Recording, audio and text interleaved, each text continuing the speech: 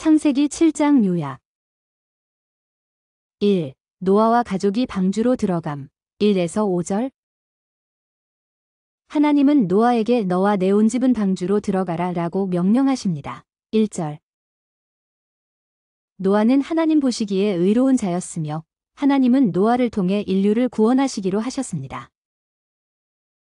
또한 정결한 짐승은 7쌍씩, 부정한 짐승은 2쌍씩 방주로 데려오라고 하셨습니다. 2, 3절. 하나님께서는 7일 후에 땅에 40일 동안 비를 내려 모든 생물을 멸절시키겠다고 말씀하십니다. 4절.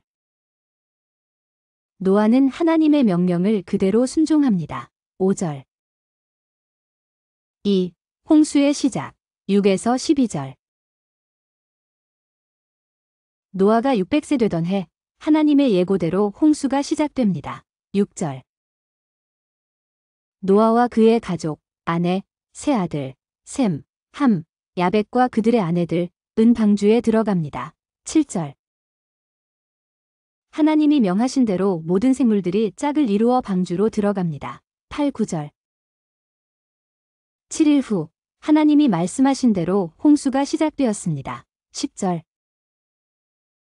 큰 기품의 샘들이 터지고 하늘의 창들이 열렸다는 표현. 11절. 은 하늘에서 비가 내릴 뿐만 아니라 땅속에서도 물이 솟아올랐음을 의미합니다. 비는 40일 동안 밤낮으로 내렸습니다. 12절. 3. 방주 안에서의 보호. 13에서 16절. 노아와 그의 가족은 모든 동물과 함께 방주 안에 들어갑니다. 13에서 14절. 하나님이 친히 방주의 문을 닫으십니다. 16절. 이것은 노아와 그 가족을 보호하시며 동시에 하나님이 정하신 때가 지나면 구원의 문이 닫힌다는 사실을 보여줍니다. 4. 홍수로 인한 심판. 17에서 24절.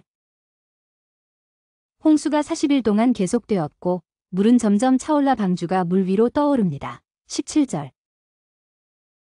결국 물이 온 땅을 덮고 가장 높은 산까지 잠깁니다. 18에서 20절. 방주에 있지 않은 모든 생물들은 죽음을 맞이합니다. 21에서 23절. 이는 하나님의 공의로운 심판을 보여줍니다. 홍수는 150일 동안 지속되었고 이 기간 동안 방주는 물 위에 떠 있었습니다. 24절. 묵상. 1. 하나님의 심판과 구원의 약속. 하나님은 죄악으로 가득 찬 세상을 심판하셨지만 노아와 그의 가족에게는 구원의 길을 열어주셨습니다. 오늘날도 하나님의 심판은 분명히 존재하지만 예수 그리스도를 통해 구원의 길이 주어졌음을 기억해야 합니다. 요한복음 14장 6절. 2. 노아의 순종. 노아는 하나님이 명령하신 대로 모두 행했습니다.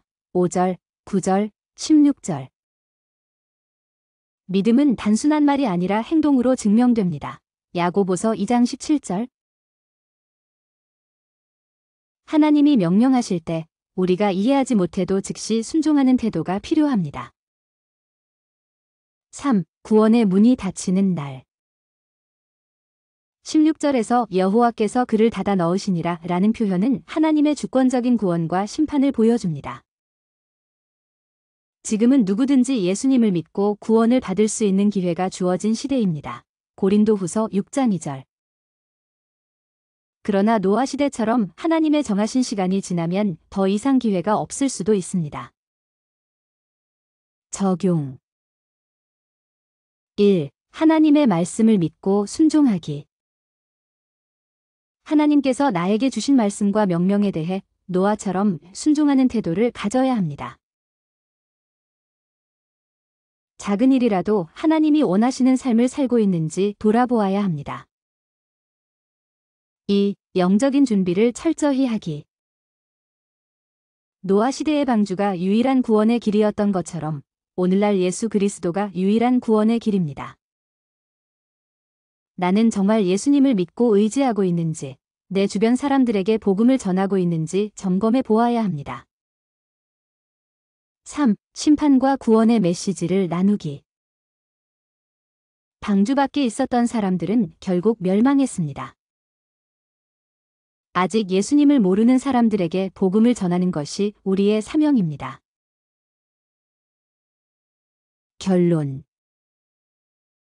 창세기 7장은 하나님의 심판과 구원의 약속, 그리고 믿음의 순종을 강조하는 말씀입니다. 하나님은 반드시 죄를 심판하시지만 동시에 노아에게 방주를 예비하신 것처럼 우리에게도 예수 그리스도를 통한 구원의 길을 주셨습니다. 노아처럼 하나님을 신뢰하고 순종하며 다른 사람들에게 복음을 전하는 삶을 살아야 합니다. 오늘 하루 나는 하나님의 말씀을 어떻게 실천할 수 있을까요?